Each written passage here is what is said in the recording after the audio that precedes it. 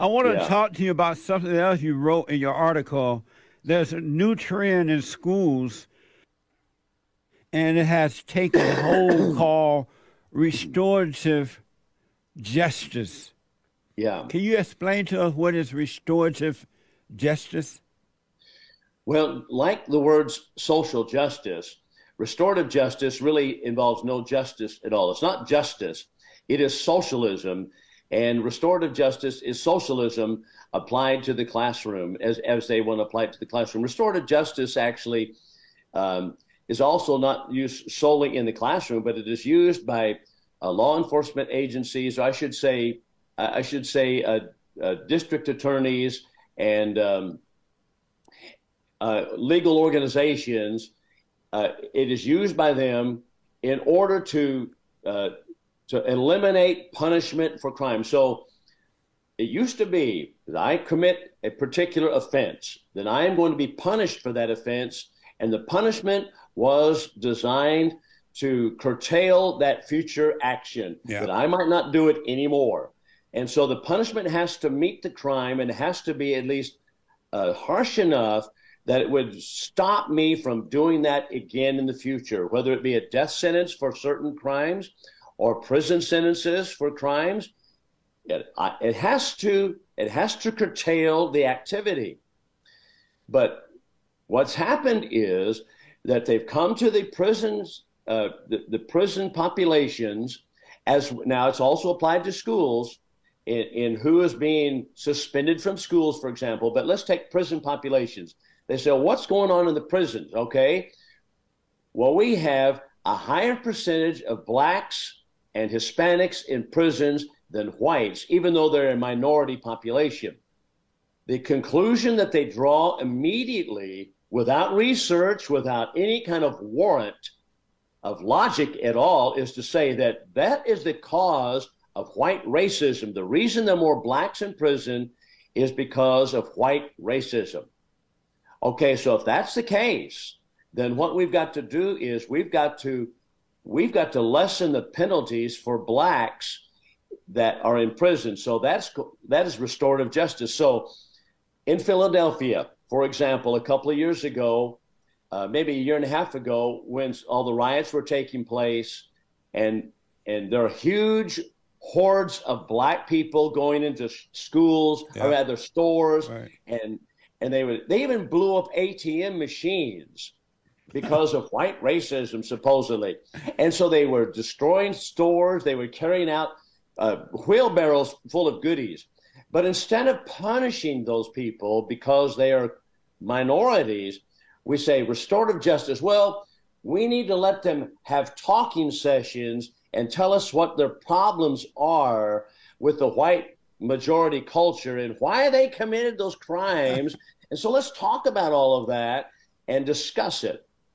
And that's what they did.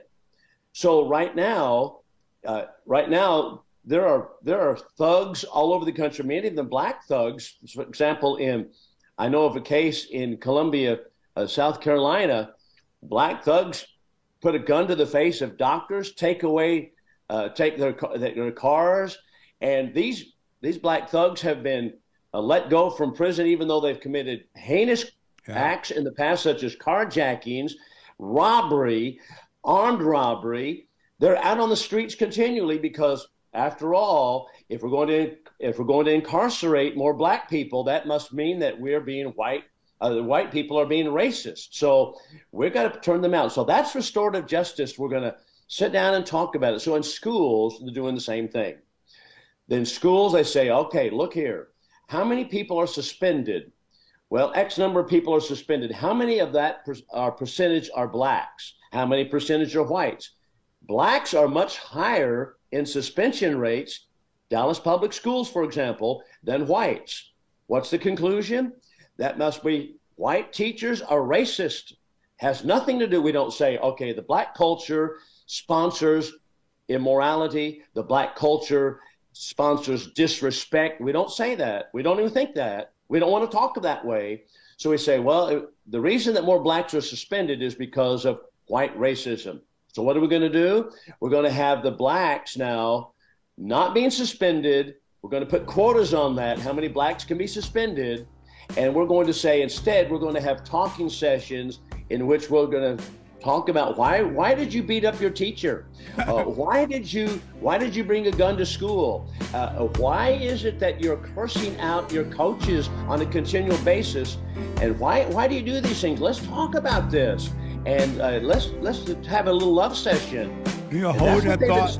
Let me take a quick break. I'll let you finish on the other side. Okay. This is so interesting, man. But I want to ask you more about this restorative justice thing. So rather than in the schools, for example, rather than dealing with the fact that these black kids are growing up, excuse me, Bill, these black kids are growing up with no fathers in the home, the mothers Right. don't care, they out doing whatever they do, and that's why they're acting out. Rather than dealing with that, they're blaming it on the white people. And so what I realized, Bill, and hearing you talk about this, is that they are using whites and blacks in order to change America for the worse. They are blaming whites for the problems of the blacks. And so while the whites and blacks are fighting one another, they're changing the rules in our country, and our country is going to hell in a handbasket. That's a good point. That's a good way to put it, too, because while we're not paying attention, that's exactly how they have done it. And they're started in public schools. I suppose it's probably everywhere at this point, but Yeah. It began in earnest with President Obama. And he came down with orders to public schools. Once again, it gets to where did the government get the idea that they could tell the public schools what to do? But see, that's another story for another day. But that shows us a big government again. So now they crack down on the public schools. So an example of this is the Texas Appleseed Project, which is a Austin-based legal organization. And they have inserted themselves into public schools in Texas. So, for example, in the Dallas ISD, there are about 22% of the population are blacks. But the suspension rates were about 47% minority blacks compared to whites. So obviously there's a disparity there between the population numbers and the suspension rate numbers. So what's the explanation for that? The explanation, according to the liberal agenda, is without research, without evidence, and they're thinking, okay, no white's going to stand up, and nobody is going to stand up and argue the point. The reason for this disparity is because of white racism. So because of that, they've implemented programs through the Texas Appleseed Project to quit suspending black students. Quit it, because after all, they're only being suspended and they're only angry because of the whites that have committed these oppressions against them.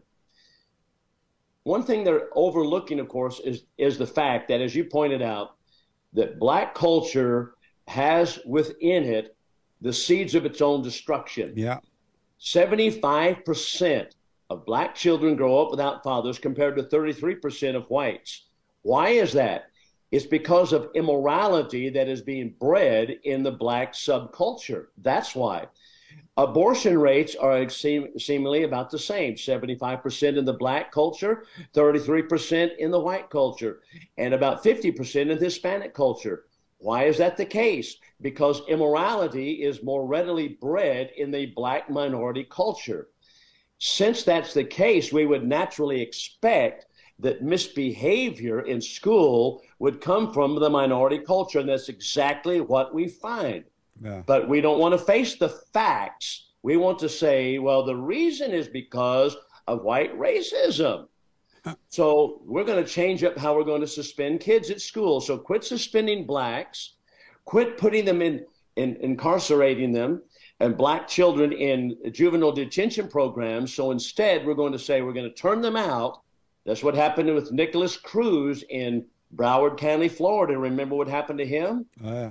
Nicholas Cruz was turned out because of Hispanic name, put out, even though he should have been in juvenile detention already. What did he do? He shot up a school. He went and murdered a bunch of kids. And all we can say is, wow, we got to take guns away. We got to remove the guns from people. No, we need to have some common sense and punish the people who are committing the crimes and quit lollygagging around about it. But the Texas Appleseed Project has implemented programs that we're going to quit suspending black students. So they've done that all around the country. And this is not only from Texas Appleseed Project, but other projects as well. So in LA, Los Angeles public schools, quit suspending the blacks. What's happening? The teachers lose control of the classroom. We can't control the classroom. So the kids now assault the teachers. They smoke pot in the bathrooms.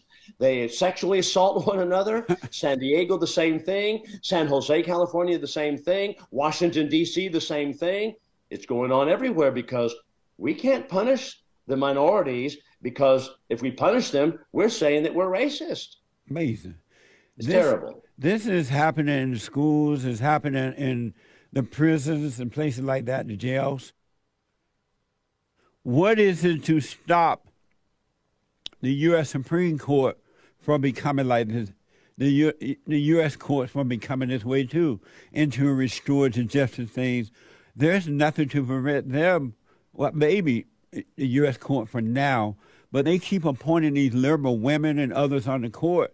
There's nothing to stop the courts from changing into restorative justice as well. Right. And you know very well as I'm sitting here, as well as I know my own name, that Ketanji Jackson Brown, who was put on the court because of her skin color, is going to be one of those people that is for restorative justice. The same thing with Sonia Sotomayor. Sonia Sotomayor. Why was she put there? Same reason. We have a big difference, however, with a black man, Clarence Thomas. And lo and behold, the left hates him. They despise him. They don't want him there because he stands for law and justice.